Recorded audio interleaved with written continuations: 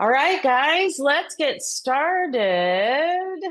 I have to stop my share, which is funny because I'm not sure I even know how to do that when I'm doing just my sound. Oh, there it is. Okay, so happy Tuesday. We are back at it. Last week we talked about handling objections. And were any of you able to put that to work last week, that strategy of handling objections, or did you really run into any? Nyeh, nyeh, nyeh. Okay, so if you are running into objections, okay, so on my website, coachjuliedowney.com, in the resources is that script on handling objections. It's the strategy, it's the 4 steps you've got to go through for any objection. It'd be a really good one to print out and have at your desk, okay, because here's what you guys got to get good at over the next 3 years: handling objections.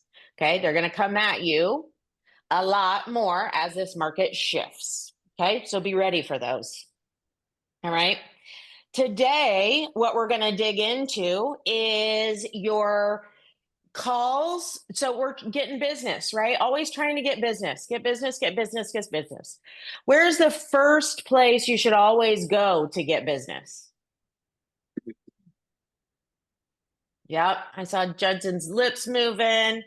Your sphere, okay? Your sphere, your sphere, your sphere. Now, the first question, the reason people, well, let me let you guys answer this. Throw your chat boxes open. Um, what makes you hesitant to call your sphere every quarter when I say that? If you don't, why don't you? Tell me all the reasons, and it's okay. You can't offend me. It's stupid. You can even say it's just stupid. We don't typically call on the phone.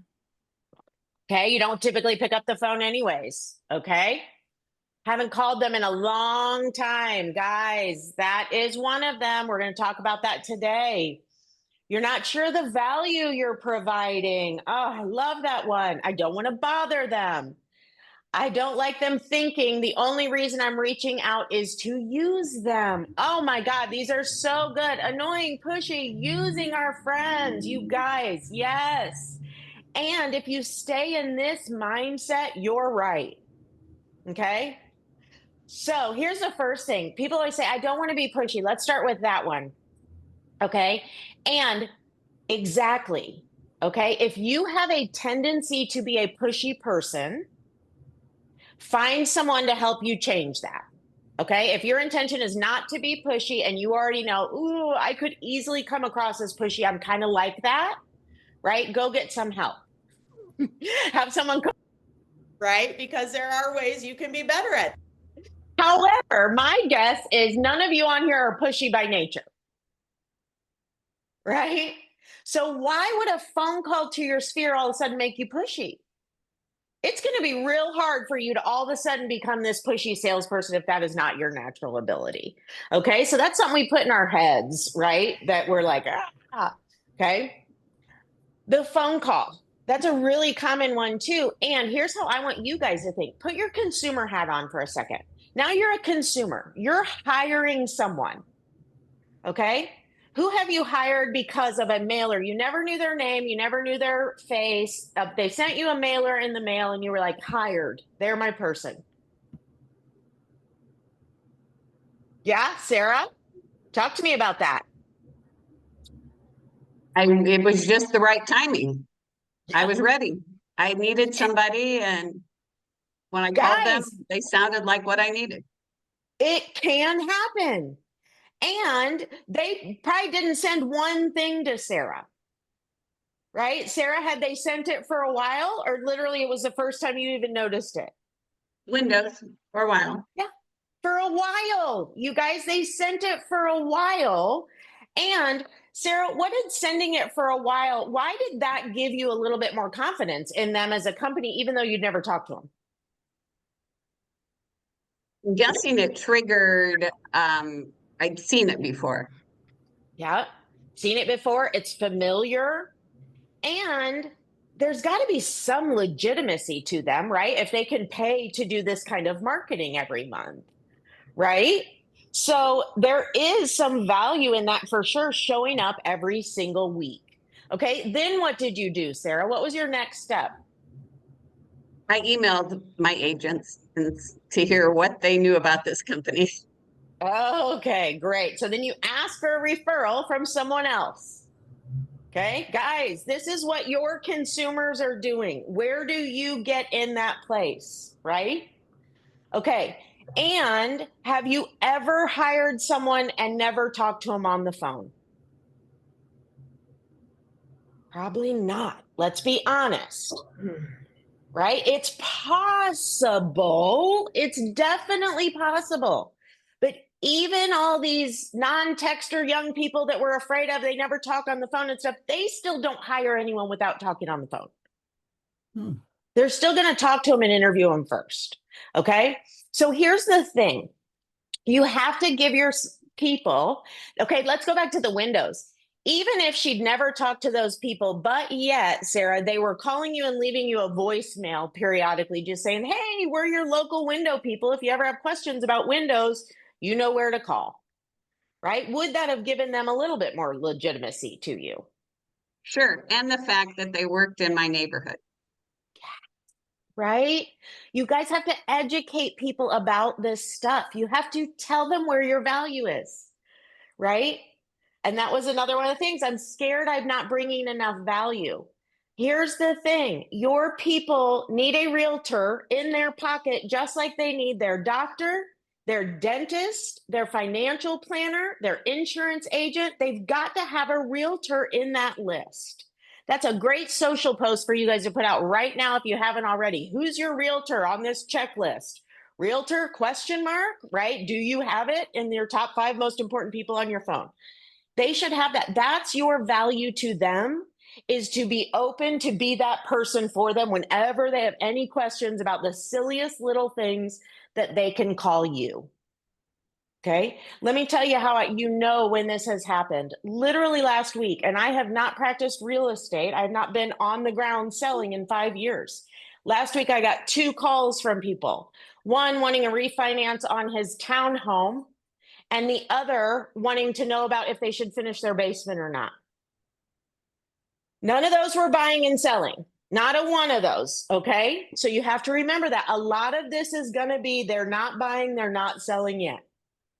Okay. But they know I'm their person when it comes to real estate. Oh, the other one, when Fishers was going through the rental cap vote, I had 2 of my brother's friends that I've never worked with before call me to talk about that.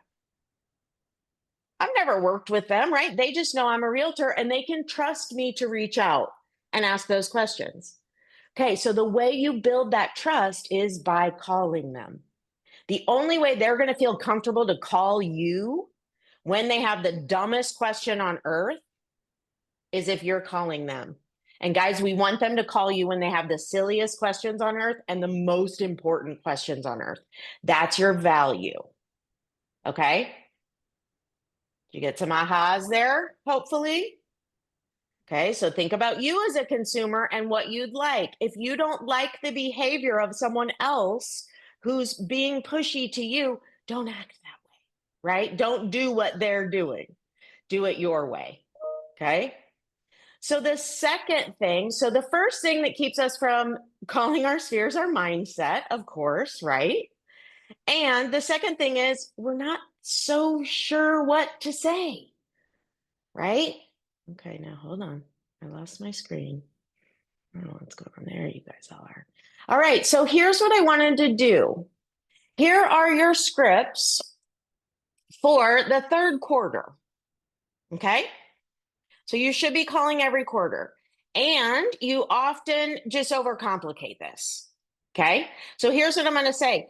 If you're feeling pushy about real estate, you're not allowed to talk about real estate in the first call. Okay, you have to think about what else would you talk about if you didn't talk about real estate, and you have got to call them from that standpoint. Okay, if you have not called them in years and talked about real estate, it will feel pushy if you call them 5 years from now, right? So you need a call before that. All right, and you might get some ideas out of this what those calls should be. Okay, so your A's, B's, and C's. These scripts and questions should work for all your A's, B's, and C's. If you're following my quarterly plan, typically in the third quarter, you'll have an event of some sort. If you have an event, your calls are so easy. Okay, they can be free events, diaper drives, food drives, whatever, right? It doesn't have to be a paid event or a paid event, whatever it is, or an online event, right? Whatever it is, it doesn't even matter. The point is, your calls are to make sure they know about your event. Okay, so every call in your third quarter should be set up so that you can call them and personally invite them to that event. Okay, okay, sorry, I'm gonna back up. Go up to this first line. Okay, I just assume I'm their realtor. Then I don't have to talk about real estate. Okay, so every time I call someone, I say, hey, this is Julie Downey, your realtor. Hey, this is your realtor, Julie Downey. How are you today? Okay, get that in your mindset, because some of these people you haven't talked to maybe in 2 or 3 years, if you say that, it instantly pops out like, oh, Julie, great to hear from you, right? Because they did know you were their realtor at some point. Now, if it's been 7 or 8 years, that may not work, but it's a good one to try. If they go, oh, who are you? Then you know, oh, shoot, I've messed up. Okay, and if that's what they say, okay, so now let's say it's been 8 years. You call these people and you say, hey, it's your realtor, Julie Downey. How are you? And they go, who is this? And you go, okay, I feel really embarrassed. And that's totally on me. Because when you bought your house at 123 Main Street, I was actually the realtor that helped you do that. And I'm super embarrassed that I didn't do a good job keeping up with you so you'd remember me. Oh, I promise I'll do better now, though. How are you? Okay, just throw it out there. I screwed up. You don't know me, and that's on me, because it was my job to make sure you knew me 8 years later. Okay, so use those. All right, keep it easy, guys. I wanted to see how your summer's been. Did you do anything exciting? Okay, the key here is to ask them a question. Okay, I'm calling because, and then you want to ask them a question. I wanted to see how your summer was. Are you excited to get the kids back in school? Did you guys have a chance to do anything exciting this summer? Right? That's so easy, and it's not real estate. Does that sound pushy? No. Here's the other thing, guys. If they don't want to have these conversations with you, guess what? They're not answering. They see your name come across and they're like, oh, she'll leave me a voicemail. Right? And then you're gonna. So you don't even have to talk to them. 90% of your calls are going to be voicemails right here, right? So be ready to leave the voicemail that makes sense. If you need a call back, leave a voicemail that gets you that call back, right? If you haven't talked to them in a few quarters. But your voicemail, I just wanted to check in. If you want to talk about real estate, great, throw that in there. See if there's any real estate questions you have. If you do, you know you can always reach out to me. I'm here for anything. That was always my line. I'm here for anything. You know, you can always reach out to me. Okay. So that's what you're trying to get across to them. Hey, just making sure no real estate questions popped up that you needed me for. You know, I'm always here if you do. And if anything, right, make sure you watch out for my whatever. Okay. So be ready for a voicemail. That's the other thing that people don't do well is script their voicemail that they're going to leave. Okay. Here's some other great questions. Again, good stuff to just have on your board. Print it out and have on your board. I will get there, Sarah. Absolutely. How's your house holding up? Any projects or changes you've been working on? Have you done any fun upgrades or renovations recently? Is there anything around the house you wish you could change right now? This is always a good one. Are you still loving your neighborhood? Now, you got to know if they're in a neighborhood, right? So hopefully you know your addresses well enough that if you don't know these people well, right? But ask them, are they still loving their neighborhood? Are you curious what homes in your area are going for? Would you like me to keep you in the loop with neighborhood sales and trends? Okay, that is very real estate, right? So if you are not comfortable with real estate yet because you have not talked to them in too long and you can't go there, don't go there. Okay? These D's and F's, these are sometimes the hard ones. Who are the D's and F's? Who I consider these people to be are the people that you met in an open house and maybe they've ghosted you. You've got a phone number for them, a sign call, a floor call, maybe one of your sphere's friends or your sphere said, hey, my friend Susie would like to do something. And you reached out to Susie and Susie never called back. Okay, is that making sense? Are those some examples of who might be in your sphere that maybe you're not so good at talking to? Okay, and here was my script for them. I have your phone number in my system as needing a realtor a while back. I was just curious, are you still in the market to buy or sell a home? Right? It's the honest truth. I got your contact information. I truly don't know why. And are you still in the market? They're going to tell you right out, oh, no, we already bought. Oh, my God, you remembered us? Oh, my God, that's great. Right? No one is ever like mad at you for saying that. Okay. And that's what you're afraid of. Oh, they might get mad at me. Right? If they don't know who I am. And again, if you start the conversation with, hey, it's your realtor, Julie Downey, they're going to say something different right after that. Right. And I was just calling to see, hey, are you still in the market to buy or sell a home? I have notes that we actually connected a while back, but I did not update them well enough to see where you're at right now. Okay. So these are the people these are the things you can do if you haven't talked to them in a while. Okay. The other thing, say right out, hey, it's your realtor, Julie Downey. I have not talked to you in probably 8 years. I'm so excited to catch up. Just wanted to see how you guys are doing. And if there's anything you need real estate wise, you know, I'm always here for you, right? Leave that voicemail. Okay. Questions, comments, concerns, objections. How many of you feel like you could do it now after going through that? I know. Oh, Megan's like, no, I don't want to. No. I know. And when you know how many deals are sitting there in your sphere, you guys, 6% of them will move in the next 12 months. It's a matter of if they're going to move with you or someone else. Okay. And here's what happens. You guys have heard the stat, I'm sure, from NAR that talks about 86% of their, it might even be higher than that, actually, like 93% of their clients say that they will use their realtor again. And only 23 of them actually do. Okay, let's talk about what happens then between that time. It is honestly not something where they're like, I didn't like my realtor. They probably absolutely loved you, walked out saying, we will absolutely use you again. And then what? Then they didn't hear from you forever. And now their neighbor's a realtor. Oh, well, now I know them better. Right? Or they go to a party and now their friend's friend is a realtor. And now they start seeing this friend over the years at different social engagements. And now that friend's closer than you are. Right? So that's literally what happens.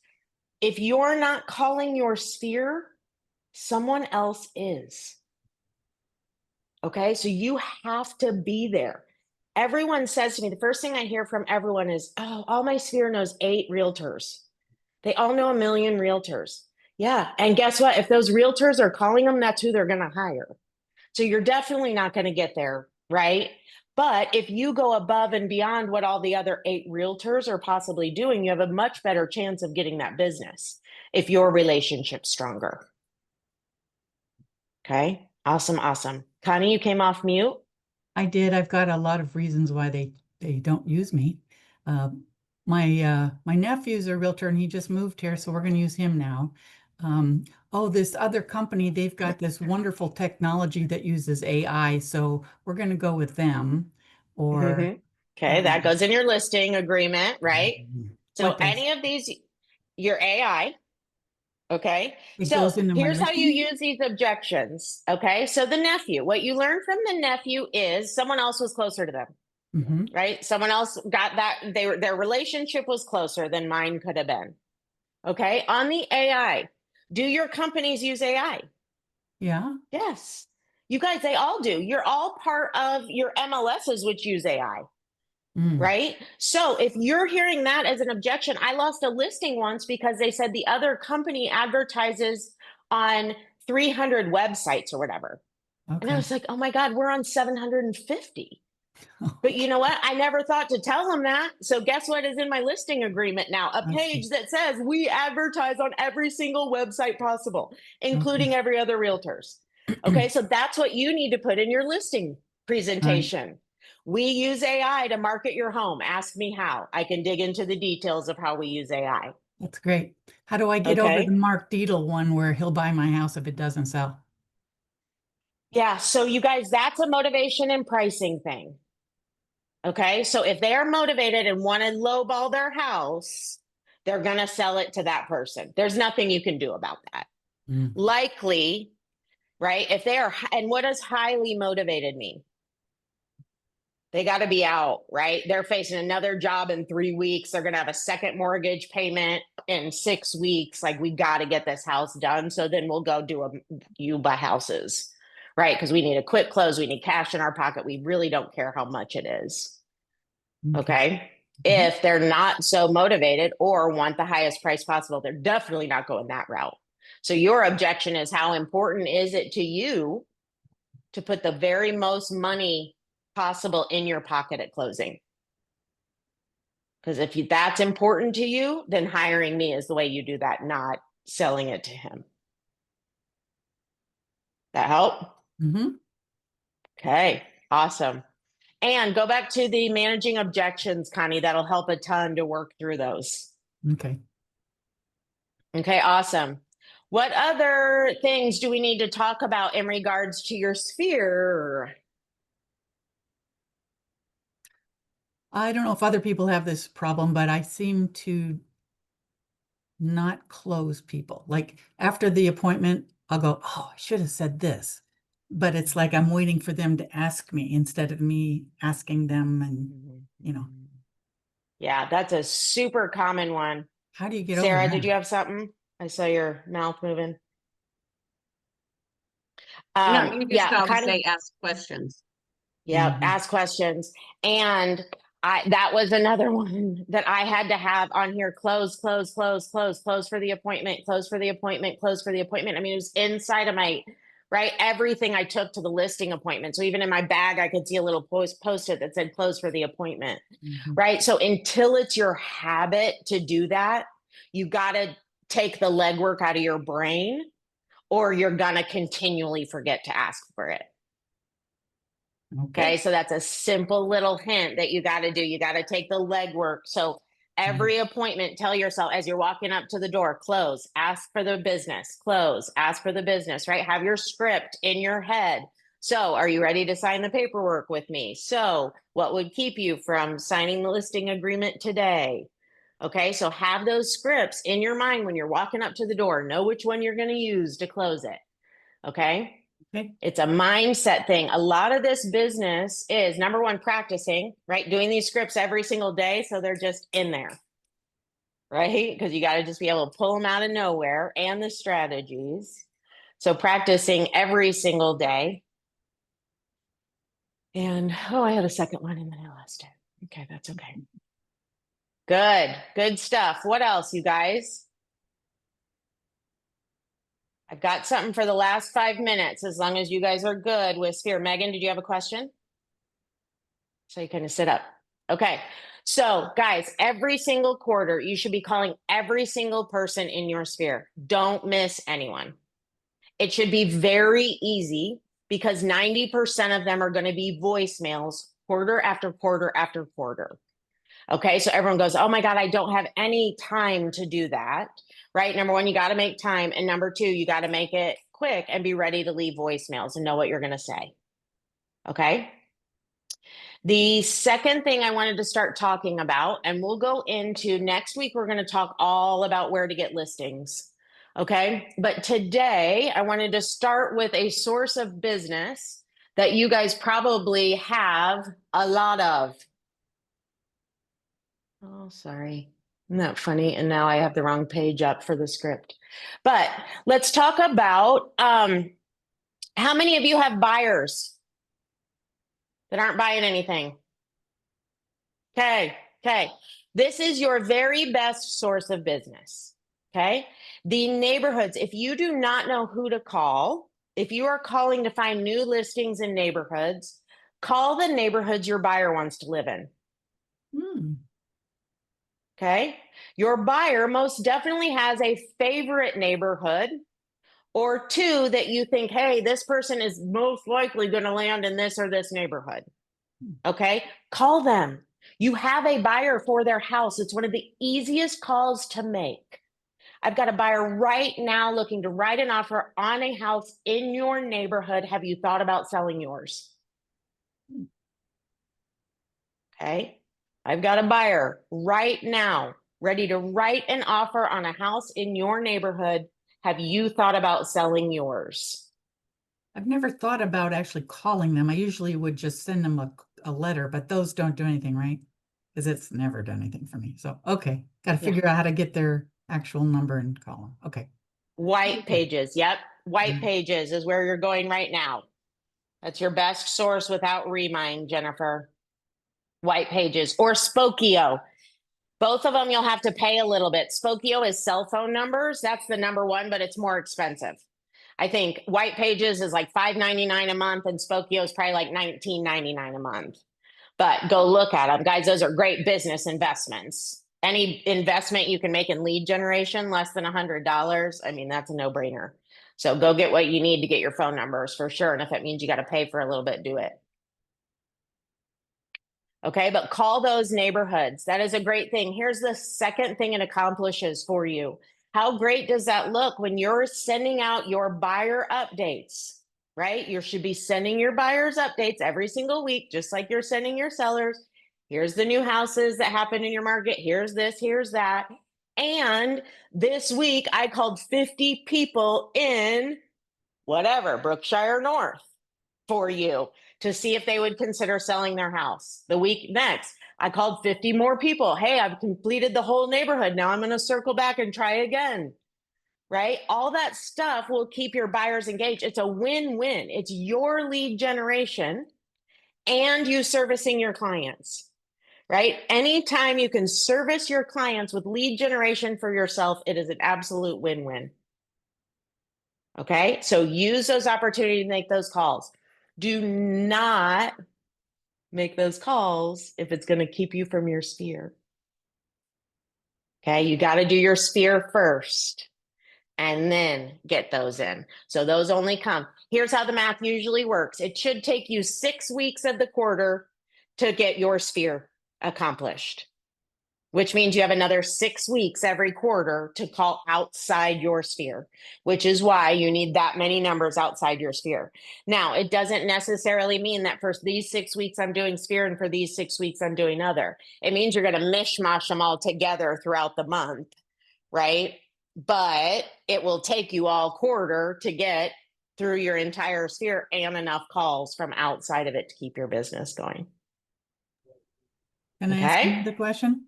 Yes, What do please. people do with buyers that you put in a house, but then they sell with another agent?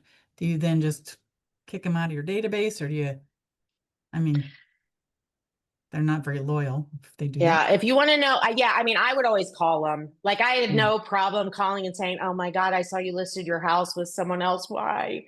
What did I do? What could I have done differently?" You know, and they're going to tell you exactly why. And then you know, is it worth it or not? It Okay. does not always mean that they chose that person and were happy with them. Good point. Right. So that's the other thing is if I missed it, I'd wait till it closed and then I'd say, "Hey, congratulations. I saw you closed on your house. Where are you guys going?" Right? Just ask questions and then you can get to, yeah, I was really bummed. I would have loved to help you sell that house. Tell me, why'd you pick the realtor you chose? And did you have a great experience? Okay. Because my MO was always my responsibility is to make sure you have an awesome experience. And if you don't, because you end up in the hands of another agent, that's on me. And I got to take responsibility for that. Right. So it was always, I want to make sure you had the best experience possible, because if not, do not feel bad to call me again if you need me. Good. Okay. Or they will be afraid to call you again. And how many people have done that? gone to another realtor, had a bad experience, and then come back to you and called you and said, "Hey, I got to eat crow. I hired someone Mhm. else," right? Eat the crow for them. Go ahead and Yeah. take that absolutely off their plate, right? Good Just tell them idea. doesn't matter. Mhm. People choose realtors for all different reasons. Everybody knows a different one, right? Don't be so attached to the outcome, but then find out what you could do and then scrap them, right? If you never hear from anyone, scrap them. If you get the information that, yes, it's my best friend and I'll never not use that person again, and you were awesome, we love you so much, but they're just awesome too, then you say, that's great. If you ever need me, let me know, and stop marketing to them. Okay. Good. All right. You guys are awesome. So next week, we're going to do all sorts of listings. Where can you get listings? We're going to start with the two that have raised their hand already to sell, which is for sale by owners and expireds. And then we'll go into all the other places you can call to get listings right now. I will see you guys next week. Bye.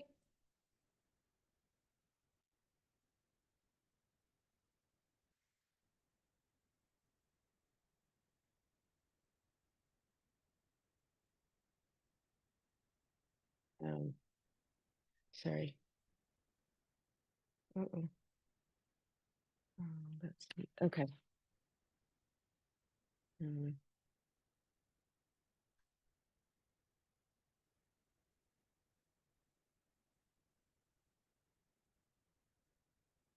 Yeah. Okay. I got her out. And then I'm going to stop recording.